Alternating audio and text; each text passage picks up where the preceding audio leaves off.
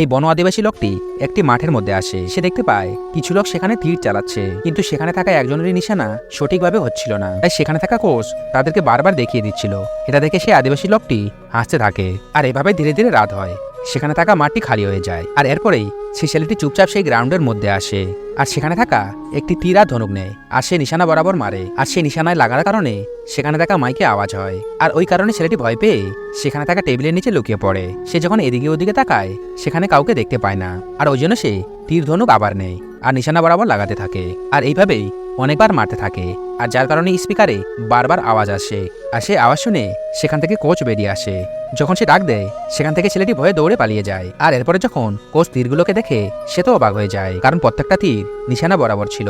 আর ওই জন্য সেই লোকটির সঙ্গে কথা বলে যে কিনা তাকে এখানে নিয়ে এসেছিল। আর বলে প্রতিযোগিতার জন্য এই ছেলেটিকে তাদের দরকার।